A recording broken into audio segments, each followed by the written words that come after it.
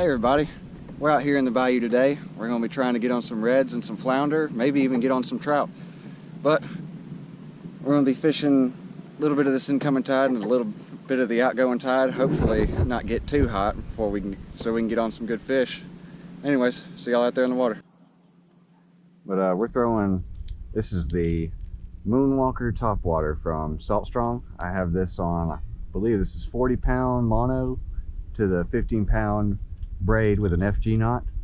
The 7.6 medium fast action Penn Squadron 3 down to a Penn 3000, Penn Pursuit 3000. Very cheap combo. Had this combo for quite some time and it has not failed me yet. But let's see if we can get on them. I don't know if they're gonna bite this top water, but it is worth a shot. Here's a good thing to remember. You'll see how there's this greener grass and then there's that darker grass behind it. That darker grass is actually on a mud kind of raised out of the water, and this greener grass is actually your ones that are in the water. Redfish actually really love hiding in this grass right here. So when you're out, if you see like a change in the grass where you see this grass, this is a good thing to target and focus on. But it seems like this time of year, it's more over finding actual like feeding fish. And what I usually look for is like blow-ups, especially this early in the morning. It seems like they're being just so temperamental and so skittish with this heat that the only time you're really going to get them to bite is if you're waiting for a blow-up, hear it or see it and throw right next to it, and all of a sudden they'll grab it. That has been the past 2 trips now that has happened to me, where I couldn't get them to bite just searching for them. But if I saw a blow up and threw near it, I would get them to bite. I did forget to mention we are out on the bull shark today. Been working on this kayak on the side for quite some time now, and finally got her where I think she's seaworthy enough for me to enjoy being on it. So I decided to bring her out today. What's cool about this is I actually have my ice in that compartment up there. That's going to be my kill box if I keep any flounder or redfish today. And then I got a cooler behind me for my drinks and everything. I don't know if y'all saw that on camera. A tiny little gar or something jumped out the water up there, over there, which is a pretty good. It was about the size of this Moonwalker, so that kind of gives me hope for throwing this thing.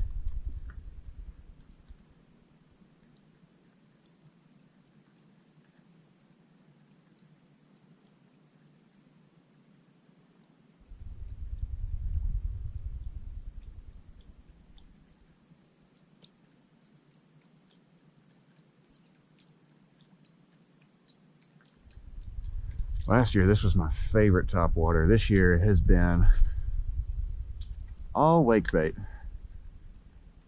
But I haven't been to this bayou in a hot minute, and I'm actually finally starting to see bigger bait fish everywhere I'm going, so I figured why not try the Moonwalker. But I'll be honest, I can cover a lot more ground faster with the wake bait than I can this topwater, and I'm debating switching off of it.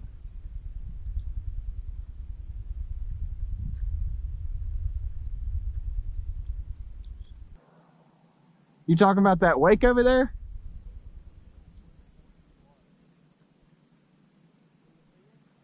The fin? Hang on.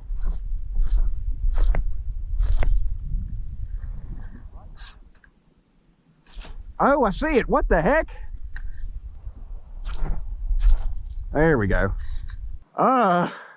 You sure you want to go in here? Okay. I'm gonna come over to your side for a minute. He seems to be wanting to come over here. Yeah, I've never seen dolphin act like that, so I just saw something surface. Yeah, there he is. Yeah, it's a little shark. Either that or it's... I'm half tempted, Randall.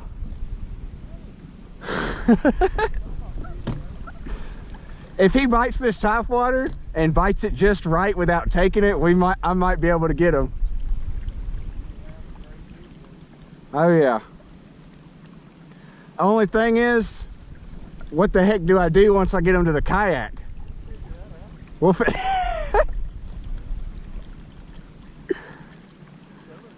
oh, there he is. Hang on.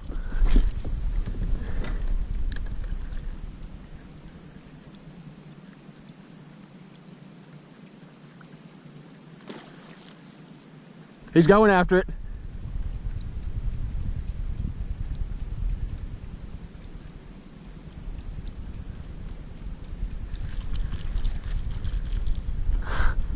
He hit at it.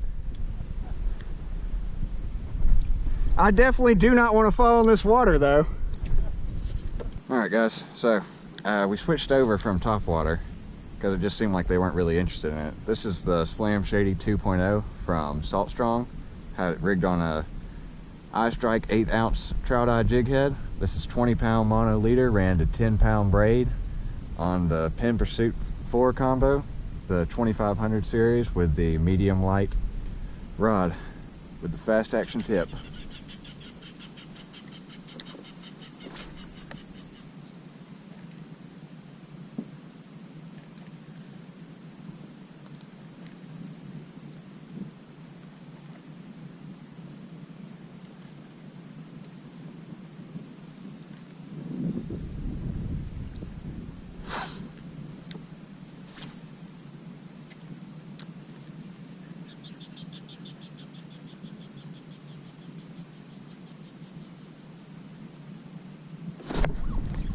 Got something, and I'm not even recording.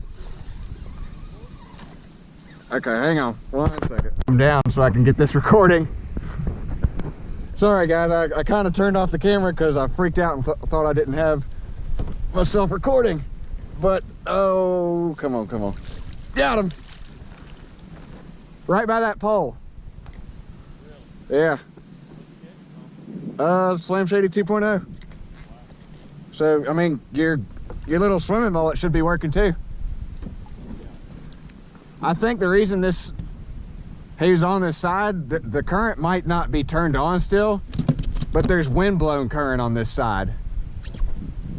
Good night. He choked it. It's the back of his mouth. Good night.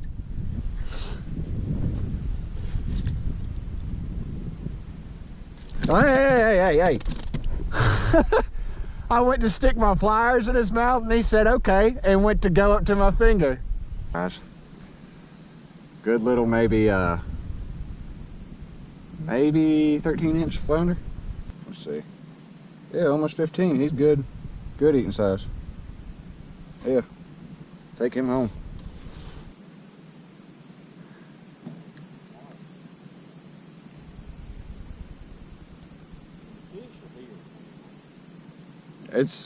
I just realized it's tannic water. At least it looks tannic. Oh crap. Look at that. Yeah. He's got a baby with him. He was right beside me. Yeah, look, he's right there.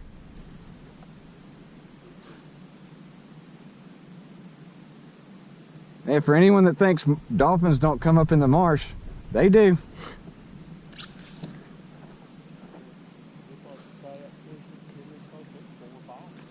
Yeah, there's a lot of them.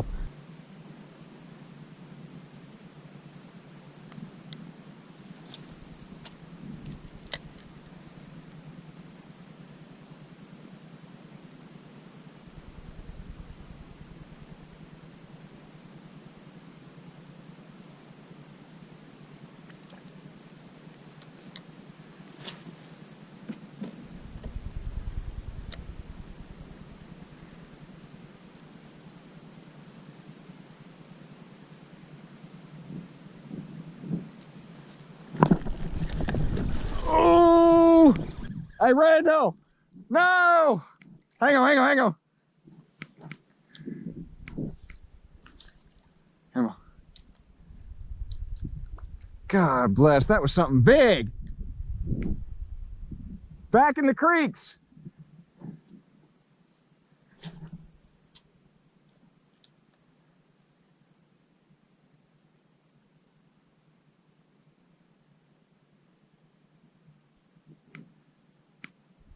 Good Lord, that was something big. Way back in the creeks.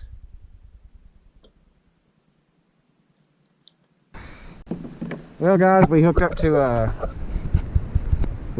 an insanely big ladyfish. Good night. Good Lord. Wish he would just flop off. Good night. Of course, this rod doesn't have any backbone to hurl him in. I didn't even think they were this far back. Good Lord. He's gonna poop all over my boat. Good Lord.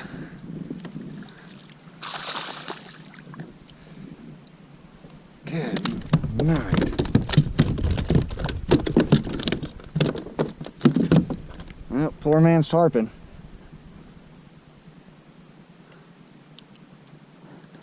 See if he'll chill out long enough for me to hold him. Look at that, guys. Big freaking ladyfish. Current starting to move. Go.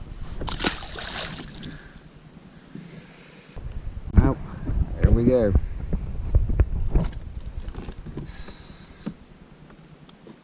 That sucks. At least one side locks in. I can work with one side locking in. I think we traveled 4 miles just to get here. Hopefully this works.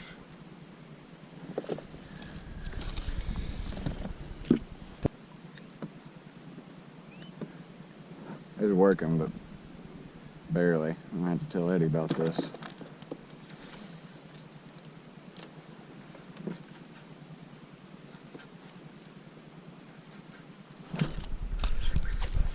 Got something.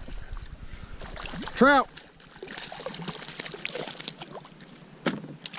Go back. There we go.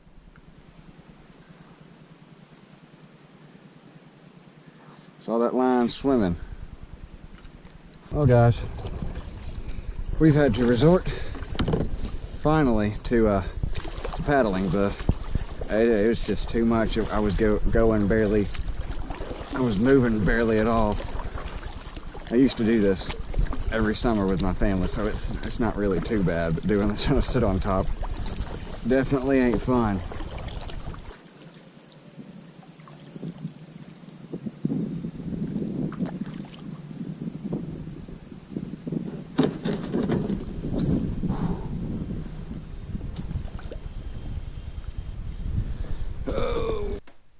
Alright guys, let's cover some things that happened in this video and some things that I learned from this video, even though it was a bad trip. So, let's talk about first starting off in the morning. Now, we did have a fun little shark encounter we got to have fun with, but he wasn't really too interesting. He hit it once and then he was gone. Nothing more than that. Now, most of what I learned during this trip was on location.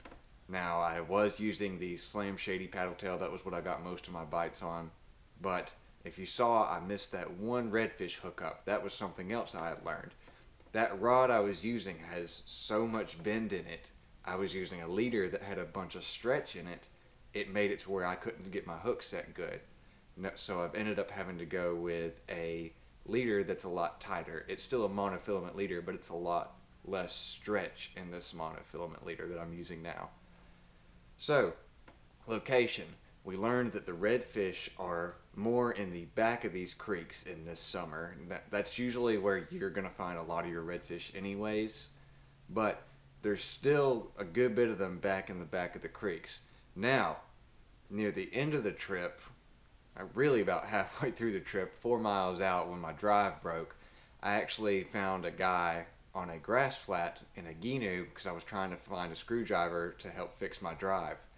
And I couldn't look anywhere without finding a redfish tail sticking up out of the grass.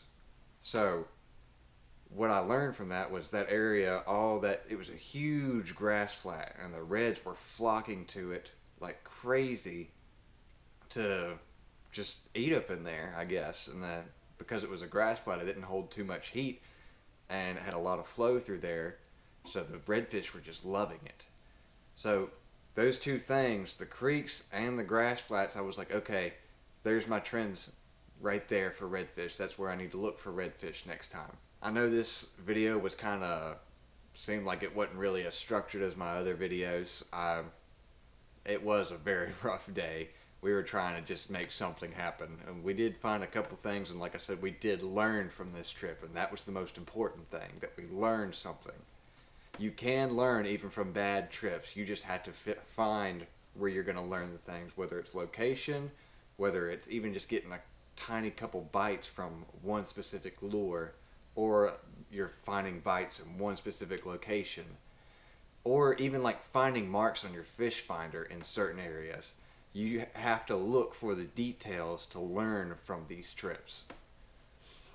Now, like I've said before, I do have full in-depth detailed reports that I do on SaltStrong that show exactly where I was, show so much detail. Now if y'all want to see that, it's in the SaltStrong Insider community. And that's really all I have for this video. See y'all next time.